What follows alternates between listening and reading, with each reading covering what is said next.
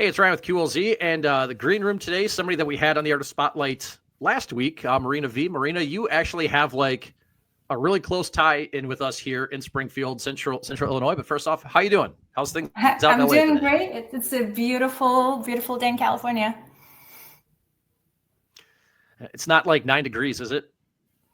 No, it's not nine. No. I saw Okay. your weather because my husband's mom lives in Springfield and his whole family is still there. So I get constant updates on how the weather sucks. I'm sorry. Yeah, no, it's all right. I mean, I lived in Wisconsin, so I'm kind of a little bit used to it at this point. But you had reached out to us a couple of weeks ago, and I know you have a little bit of history with QLZ and whatnot. You are actually you were an exchange student here, and you actually In I'll let everybody Springfield, let you yes. tell everybody in Springfield. Yeah, so kind of like what inspired you before you got into music? What inspired you to do the route of an exchange student? Well, I grew up in Moscow, Russia, and I won at 15. I won a scholarship to come to America for a year and study as an exchange student, and it sounded like an amazing opportunity. All expenses paid, just an amazing way. My parents could have never afforded to send me to a school for a year anywhere. So it was just amazing. And I was placed in Springfield, Illinois. I went to Land Fair for a year and I made a lot of friends. And when I came back to the States, I came back to Springfield. And I started my music career. I went to Illinois College in Central Illinois, in Jacksonville. I was telling you earlier, I took even a couple of classes in Lincoln Land. And worked at the state fair and as a teenager. But now I live in California. The moment I graduated, my husband and I moved to California. We've been here for over 20 years now. I can't believe it. That's awesome. So what was your job at the state fair then? Because the fairgrounds, I told you how close I live to kind of Lanphier High School. What were your duties at the state fair, which were also like 5-minute drive from my house? Oh my God, that's amazing. So I was okay, technically I was not allowed to work a normal official job. So I did cash jobs. I made lemon shake-ups at a little food stand.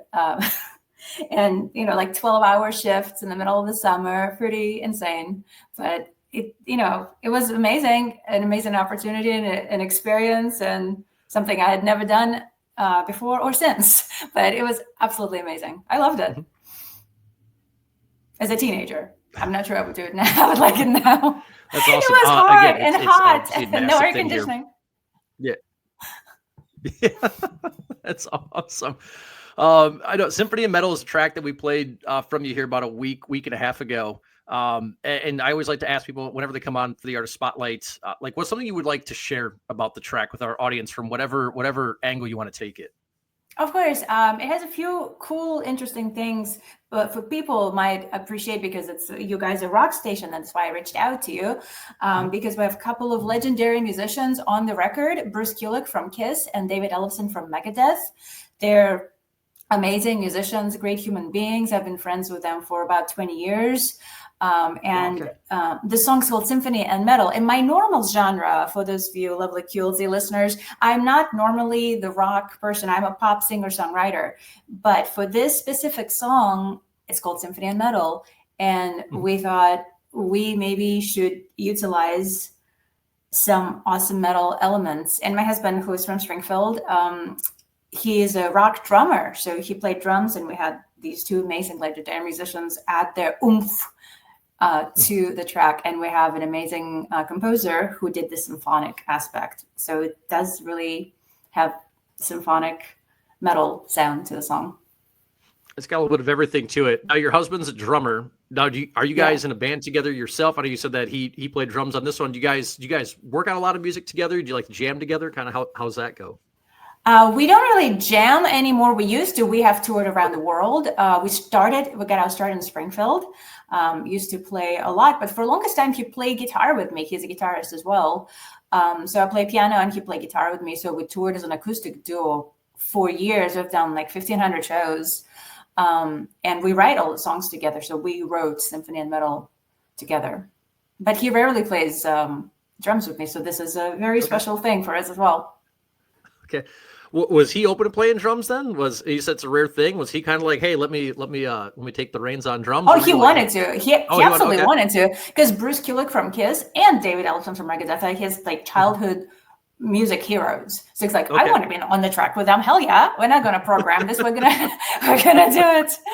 And yeah. Anyway, and it's. I'm sorry. I hope I can say hell. I don't know. Oh yeah. You're good. Heck yeah. Okay.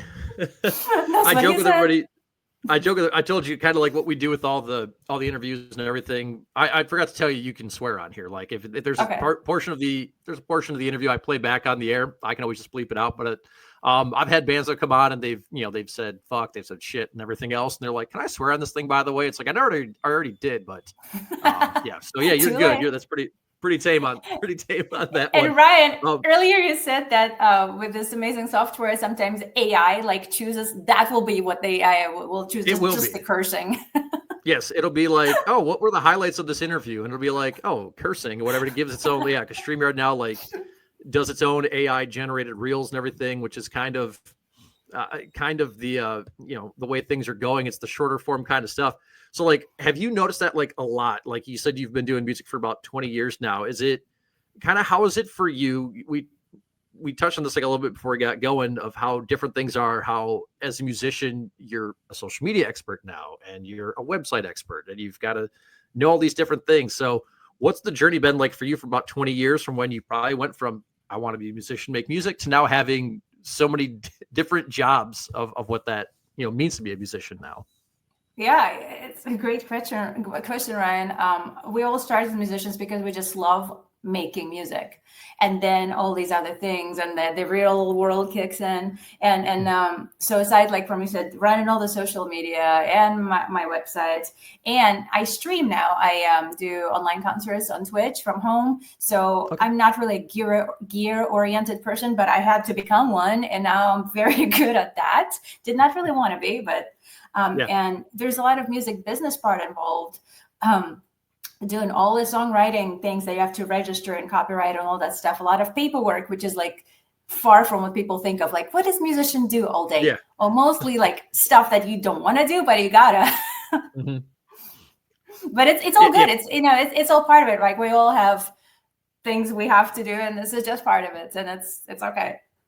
Yeah. What's a little bit more? You mentioned your Twitch streaming. Is it concerts for you, like where you're performing? Kind of. Tell me a little bit more about that. Kind of like what does that all entail? Yeah. So Twitch stream is basically I set up from just like this, but I'm at my piano with my studio, nice lights and everything. Sorry, I didn't bring the nice lights here. People request songs, people come in and hang out in the chat. So half of it is me singing, half of me is interacting with the chat. Okay. So the singing aspect is as important as the people in the chat, and who people are requesting songs, telling me about their day. We constantly converse. It's just in the chat, so you don't hear their voices. They see me and I respond to whatever they're saying. Mm-hmm. So it's online concert / hangout because we really get to know each other. We have regulars and like people are friends within the community. It is really incredible. I've been on it for 5 years now, and it's been amazing. I used to tour a lot, but I had my daughter 5.5 years ago. And when I was pregnant with her, like, I'm not going to be that crazy touring musician on the road with a baby. That will be just insane. I don't want that life for me. So I made a conscious decision to tour a lot less. I still tour occasionally, just less. And I perform once or twice a week from home. And it's been amazing. The community aspect of it is so, so cool. I think that's one of the biggest things about, like, you said you're more in the pop world, like rock and metal is the community overall is such a big thing. And I was going to ask you too, like, oh, you did this 5 years ago. Was it a COVID thing? But it seems like it was a lot happier where it's, your daughter being born compared to COVID. So did COVID play any part in that as well? Like, did you notice maybe a lot more people, because it's the only way you could interact with people for a while, especially as a touring musician. So were you ahead of the game a little bit on that as well? I was definitely ahead of the game because I was already staying at home, doing things from home, and people, like you said, they know where to go and really no music in their world unless it was music online. So we had a big surge of people who were craving the community and the music, both, social interaction and the music. So we had a really big spike. It has certainly calmed down since, but plenty of people still stayed because they found a community, and it's beautiful. I've really gotten to know these people that used to come to see me at shows, but with like hi bye after, like at the merch table. But now, like, we really know each other's lives. It's pretty awesome. It is beautiful. That's, I think, out of all the things that happened with COVID, I think that's one of the things that was good. Was I think a lot of people became kind of more community oriented. They realized how nice it was to connect with people, stay in touch with people. So do you have like certain days that you do this Twitch on, or is it just kind of wherever? Where can people find out your schedule for that?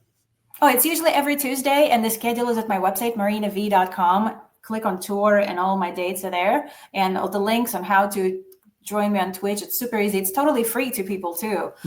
So you don't have to pay anything. People often contribute money, like when they request a song or for other reasons, because, you know, they want to support me, but it's never required. So these are free. So money or no money, you're welcome. And usually it's every Tuesday. It's 6:30 Central Time. Okay. Every Tuesday. So marinav.com, click on tour, and my schedule is there. Awesome. Very cool. You worked, like you said, you worked with Bruce on this track, Bruce Dave Ellefson. I got to ask you, since you've done collaborations, do you have anybody else that you want to collaborate with, whether it's in the rock world? I know you said you do some more pop stuff, but kind of like, who else is on that collaboration wish list for you to do some songs with? Well, on my top of the list, which probably will never happen, I'm a huge McCartney fan. That is my dream list. But I have collaborated with a lot of people, and actually Bruce Kulick from Kiss has appeared on a couple of my other projects in the past, but not in a full-on rock capacity like this one. I've collaborated with some amazing musicians because I've lived in LA, and I've really made a point to really meet as many musicians and industry people as I could. I've collaborated with some amazing composers, with some Emmy and Grammy winners. One of my big fun things was I'm a huge Beatles fan. So I worked with Jack Douglas, who produced all of the later John Lennon stuff, and he engineered Imagine, which is my personal favorite song of all time. So I've got to collaborate with him. But yeah, I'm open to a lot of things. So I do a lot of various collaborations. But this was extra special because I brought in these rock guys, and for me, I'm really not a rock person, so this was like extra special, and the track sounds so good because of these amazing musicians. I'm incredibly proud. I even have them on my t-shirt. Look. I saw that. Here it is. Here's David, here's Bruce, well, me, and Steve Horner, the composer, and Nick. We did like the jokingly like Ocean's 11 kind of vibe. Oh, nice. Okay. But hey, it's part joke. But you're not trying to heist anything, though. You're not trying to heist anything, though. Just people's hearts when they listen to music. There we go. Do you want to do some more rock stuff? You know, again, with us, you know, being a rock station here, and you having these guys on, has it? I don't know if it's inspired you maybe do some more rock stuff, but do you kind of have any plans for that right now? Yes, I'm actually really thinking about that because, well, first of all, I love rock music, and my husband, co-writer, he is a huge rock fan. So I've seen a lot of amazing rock concerts over the years, and I'm like, I love punk, like I love the Ramones. So I've done some kind of punk-like stuff early on, but I think I might come back to punk stuff and do some more heavy stuff now that I've kind of really gotten a feel for it, and it brings something different out of me vocally, so it's really fun for me. It's awesome. Have you found that maybe the rock community has reached out to you more? Like, I know you said you got the community on Twitch. Like, do you feel like the rock community's kind of been like, oh, because right now we have so many, I feel like in rock radio and active rock, you've got people offshooting from classic rock and roll, from the new metal era, like so many offshoots of everything. We've got some people in the country world that are producing heavier stuff, and they're embracing the heavy roots. Like, have you had any kind of embracing from anybody in the rock community at all? Kind of like new fans or anything like that? Yes, I've have a small surge of new fans, mainly from Bruce Kulick, because he has a big fan base, and David Ellefson, the Megadeth fans, are really big supporters of music. So I've gotten a lot of love from those communities. I've done some interviews with some really wonderful publications as well, and some rock blogs, which normally do not have people like me on, like you. So thank you very much for embracing me. So yeah, we've gotten some love from people that normally would not listen to, persons like me. I'm a pop singer-songwriter person. Yeah. Well, it's good. I feel like it's a community that embraces a lot of people overall, and if you can kind of continue with this, it's a nice thing. Do you have any plans for music? Are you an album person, or are you just gonna? The world is singles right now, which is, I feel like every band, unless you're a massive, legacy kind of band at this point, you do the singles thing, and even some of like bands like Papa Roach and Shinedown are just pushing the singles right now. And like, we'll get the album out when it comes out. What do you kind of want to do with music for the rest of this year? Are you an EP person, album, singles? What's the plan and the goal? I'm doing both. I'm finishing my new album now, and Symphony and Metal will be on the album, and I'm releasing singles as they come out. And actually, just 3 days ago, I released a single that's not going to be on the new album. I just had a song. I wrote a song for Spider-Man TV series on Disney Plus. And it is like very pop song, but it's not going to be on the new album, but released it as a single. And that is, just gotta do what's the times tell you, gotta go with the flow. But I'm an album person. I think making an artistic statement is extremely important. So I'm doing both. So the same songs that are going to be album, well, most of them are being released as singles, and we're pushing them. People have a short attention span, let's face it, right? So concentrating on one song at a time, it works. But then all of my biggest fans are already getting it. I have my Patreon subscribers who get everything the moment it's ready, and even before it's ready, usually even sometimes in demo forms.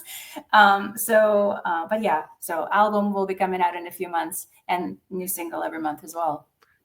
Awesome. Do you like the fact, and I know it's different because I've got a question for you about albums. Every time somebody comes on new, I've got a question for them about albums, which I'm excited to hear your takes on. And some of the bands I've interviewed, they're like, had we known it'd be kind of a singles game kind of thing, we would have released our albums so much differently 5-10 years ago if we knew where this was going.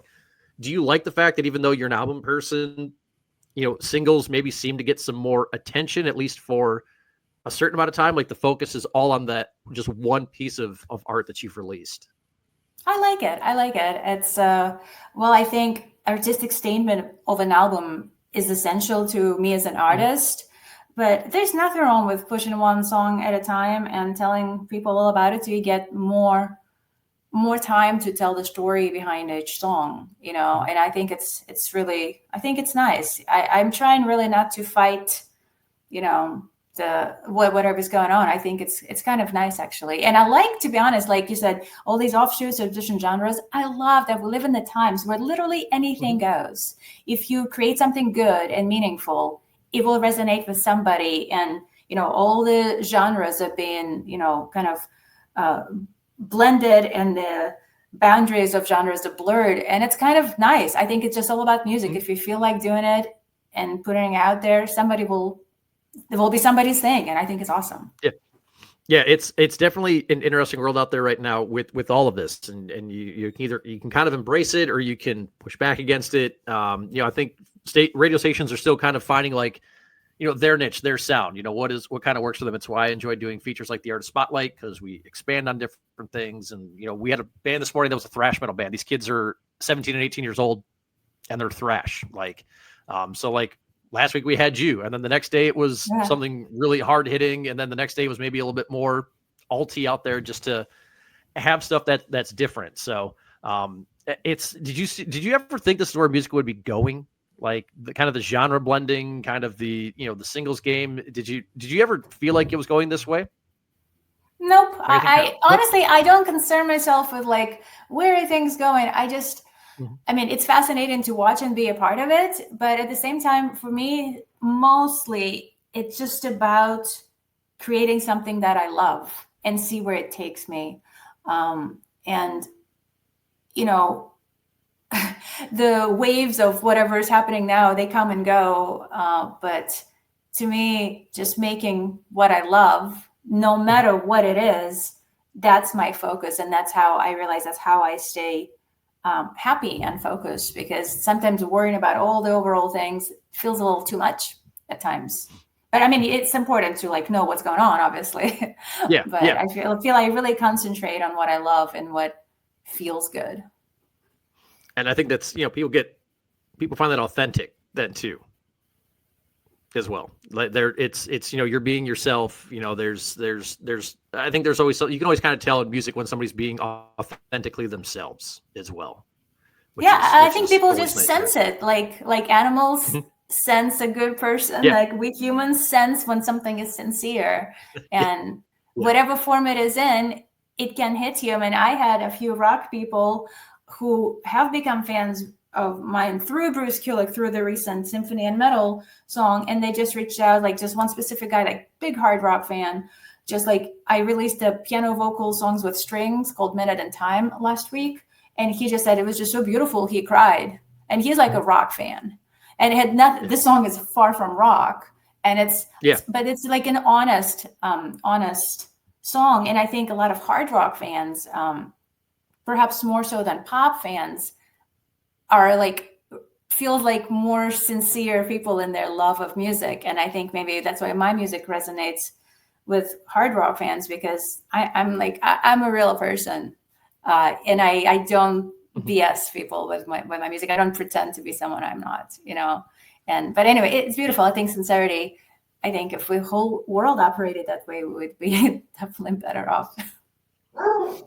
Oh, well, things definitely be a lot better. He agrees. Yep. And there's Shade. He does. There's like one or two feral cats in the area where he's just like, I got a really big front window in the house, and one goes by and he's like, nope. I got to see where you're going. He's chasing him. I love that. Before Jake continues to his shenanigans, I'd like to ask, whenever somebody comes on for the first time, your favorite no skip albums of all time. You said you're an album person. Ask this to every band the first time they ever come on. Some of your favorite no skip records of all time. Okay, I'm an album person when it comes to making an album, not listening to an album. Okay, all right. I know it's horrible, but I always go back to the Beatles, but I make my own little playlists and compilations and listen to that. No, that's fine. That's a horrible answer for a musician. No, I've had a few people that have been like, I can tell you the band, but I can't tell you the album, but I know I listen to it a lot. I've had a few of those as well. So it happens. I used to do this as a blog post for people when I lived in Wisconsin. Oh, God. Mine are definitely Linkin Park, Hybrid Theory, and Meteora. Those are two of them. Probably the last three albums from Nothing More. Okay. Spirits, Carnal, Stories We Tell Ourselves. Pretty much every Seven Dust record as well. Okay. Seasons, Home, Cold Day Memory. I had somebody flip this around to me like over a year ago, and they're like, has anybody done that to you? I said, no, but I've asked this question so many times now that I've thought about it in my head every time I ask it about what are mine in case this happens. So I have a lot more practice on this than anybody else who comes on for it. So those are definitely a lot of mine. I still like buying physical albums. I still love getting, I don't even have a record player, but if there's an album I really like, I get it on vinyl. For that day, I buy a record player. And I can. That's very cool. We're big vinyl people, so we have a lot of vinyls. We will listen to them at home. Okay. But that's awesome. And Marina, before I let you go as well, like you said, there's more music on the way. Symphony and Metal is one that we had in the Artist Spotlight last week. If people want to follow you, buy merch, socials, where can everybody go ahead and get that done? MarinaV.com. That's my name. MarinaV.com. That's the website. Very easy. All the links to all of my socials. Marina V Music on most socials. Spotify, just look for Marina V. But yeah, all the links at MarinaV.com. And my Twitch streams, everything is there. I try to make it easy for people to find me. I hope it's easy. It is. Yeah, it was easy for me to find you, to tag you and stuff as well. And again, somebody that came over to the U.S., came right here in our area here in Central Illinois and made a life for themselves and now doing big things. And Marina, it's been fun talking to you and appreciate your time. Thank you so much, Ryan. Really appreciate it.